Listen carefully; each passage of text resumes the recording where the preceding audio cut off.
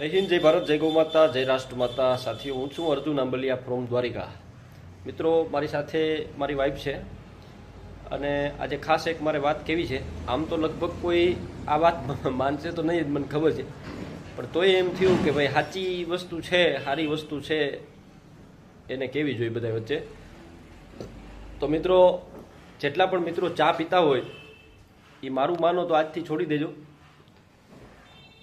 કારણ કે ચા છે એ મીઠું, મતલબ કે મીઠું ઝેર છે.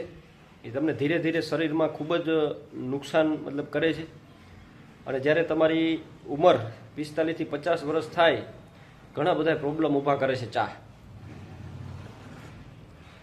અને ચાની જગ્યાએ આપણે ઘણી બધી એવી વસ્તુ પીવાની છે, એ આપણે પી શકીએ.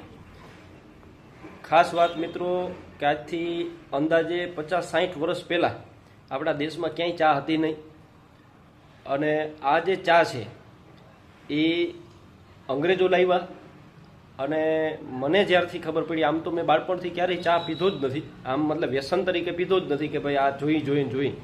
પણ આ ક્યારેક મહેમાન થઈને ક્યાંક ગયા હોય તો લાગણીને માન આપીને ક્યારેક પી લીધો હોય, એવી રીતે અમુક ફેરે નાસ્તામાં લઈ લીધો હોય ત્યારે. પણ 3 વર્ષ પહેલાં, જ્યારે 3 વર્ષ પહેલાં મને ખબર પડી કે ચાની ભૂકી છે એમાં ઘણા કારખાના એવા છે કે જે કતલખાનાનું લોહી જે પડે છે અને એનું આમાં કોટિંગ કરે છે. તો એના માટે રાજીવ દીક્ષિતજી, કે જે દેશના મહાન ક્રાંતિકારી થઈ ગયા, અને હું દિલથી એમને માનું છું, અને એમનો પણ વિડીયો બનાવેલો છે. ઘણા સાધુ સંતો પણ આના ઉપર બોલે છે.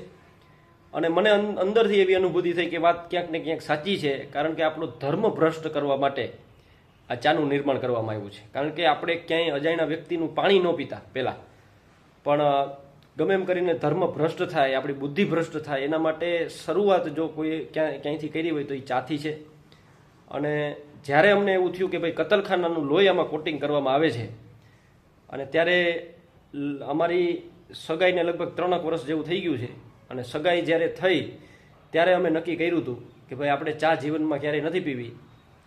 મેં અને મારી વાઈફે આજે 3 વર્ષ થઈ ગયા, કદાચ ગમે ત્યાં ગયા હોય, મહેમાન થઈને ગયા હોય કે ફરવા ગયા હોય, XYZ ક્યાંય પણ, તો ક્યારેય જીવનમાં આ 3 વર્ષમાં મતલબ કે ક્યારેય ચા પીધી નથી.